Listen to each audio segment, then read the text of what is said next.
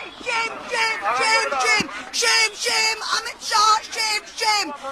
Used to this is how they're treating us. Ma'am, you are being taken away. Ma'am क्या कहेंगे? अमित शाह हाय हाय ED को लुटेरा चकासी करके हमारा इंफॉर्मेशन ले रहा है। गंगा में आप जीतेंगे जो भी कर ले, बीजेपी को हम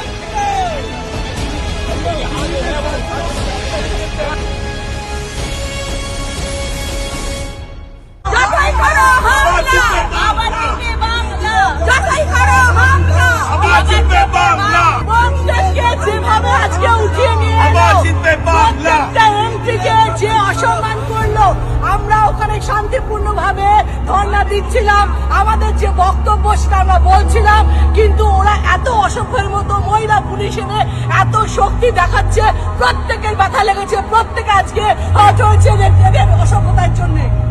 আমরা ওখানে চুপচাপ শান্তিপূর্ণ ভাবে, যেটা আমাদের লোকতান্ত্রিক অধিকার, আমরা তৃণমূলের 8 জন নেতা স্বরাষ্ট্রমন্ত্রী দপ্তরের সামনে দিল্লিতে গিয়ে বিক্ষোভ করছে। কেন বিক্ষোভ করছে? কারণ গতকালকে ইডি আইপ্যাক দপ্তরে, আইপ্যাকের অফিসে ছাপা মেরেছে, রেড মেরেছে, যেখান থেকে মমতা বন্দ্যোপাধ্যায় ফাইল চুরি করে পালিয়েছে। সেই আইপ্যাকের অফিসে ছাপা মেরেছে ইডি। তার জন্য আজকে দিল্লিতে গিয়ে 8 জন নেতা, তৃণমূলের নেতা গিয়ে কি করছে? ধর্ণা দিচ্ছে এবং আন্দোলন করছে, প্রোটেস্ট করছে, অমিত শাহকে দায়ী করছে, এটাকে রাজনৈতিক অ্যাঙ্গেল দেওয়ার চেষ্টা করছে। যেখানে ইডি সাফ সাফ বলে দিয়েছে যে কয়লা যে মানে ব্ল্যাক হচ্ছিল, চুরি হচ্ছিল, তার সেই কাণ্ডে আইপ্যাকের কিছু মানে দায়ী রয়েছে, মানে যুক্ত রয়েছে, তার জন্য তারা ইডিরা সেখানে ছাপা মেরেছে। ঠিক আছে, তো এখানে অমিত শাহকে দায়ী করা হচ্ছে, এখানে অমিত শাহকে দায়ী করা হচ্ছে তার জন্য নাকি মহুয়া মৈত্র থেকে শুরু করে শতাব্দী রায় থেকে শুরু করে প্রত্যেকে গিয়ে 8 জন প্রায় গিয়ে সেখানে স্বরাষ্ট্রমন্ত্রী দপ্তরের সামনে এরা ধর্ণা দিচ্ছিল, প্রোটেস্ট করছিল, আন্দোলন করছিল। এটা তো পশ্চিমবঙ্গের পুলিশ না, এটা দিল্লি পুলিশ। চ্যাংদোলা করে নিয়ে গিয়ে মহুয়া মৈত্র থেকে শুরু করে শতাব্দী রায় থেকে শুরু করে প্রত্যেককে ভ্যানে তুলেছে, প্রত্যেককে ভ্যানে তুলেছে। তারপরে এদের নাটকগুলো জাস্ট একবার আপনারা দেখতে পাচ্ছেন কিরকম এরা নাটক করছে, এবং চ্যাংদোলা করে এদেরকে নিয়ে যাচ্ছে। কোথায় নিয়ে যাচ্ছে? চ্যাংদোলা করে তাদেরকে ভ্যানে তুলছে। এদের লজ্জা লাগা দরকার। এরা যদি মানে একটা জিনিস ভাবুন, এতদিন ধরে রেড হয়েছে, পার্থ থেকে শুরু করে অনুব্রত থেকে শুরু করে প্রত্যেকে গ্রেপ্তার হয়েছে, কিন্তু এতটা ছেঁকা কিন্তু লাগেনি। মুখ্যমন্ত্রী মমতা বন্দ্যোপাধ্যায় স্বয়ং সেখানে সকাল সকাল উপস্থিত হয়ে গেছে, যেখানে মমতা বন্দ্যোপাধ্যায় চোখের চশমা পর্যন্ত নেই। এত তাড়াহুড়ো করে উপস্থিত হয়ে কি এমন ছিল সেই ফাইলে?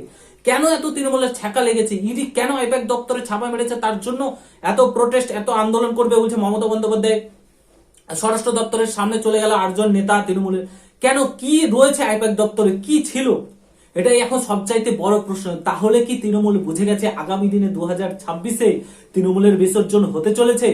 এটা একদম স্পষ্ট বোঝা যাচ্ছে যে আগামী দিনে তৃণমূলের বিসর্জন হতে চলেছে। 2026-এ তৃণমূল শেষ, 2026-এ নতুন সরকার আসতে চলেছে, বিজেপি সরকার আসতে চলেছে। এটা কিন্তু একদম স্পষ্ট বার্তা আমরা দেখতে পাচ্ছি। আগামী দিনে এই সরকারের পতন হতে চলেছে, আগামী দিনে এই সরকারের পতন হতে চলেছে, সেটাই কিন্তু দেখা যাচ্ছে। তার জন্য আইপ্যাক দপ্তরে এতদিনে ইডি সঠিক জায়গায় রেড করলো, এতদিন পর একদম গলা টিপে ধরেছে। মমতা বন্দ্যোপাধ্যায় কালকে থরথর করে কাঁপছে, গোটা টিএমসি দল থরথর করে কাঁপছে। কি এমন ছিল? একদম গলা চিপে ধরেছে, ঠিক আছে, গলা চিপে ধরেছে একদম।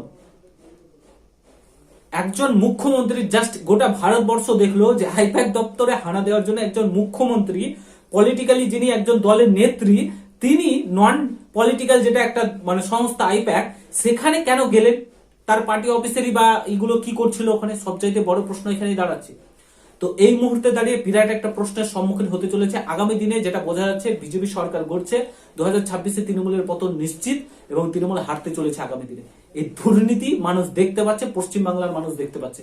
আগামী দিনে এই সরকারের পতন নিশ্চিত।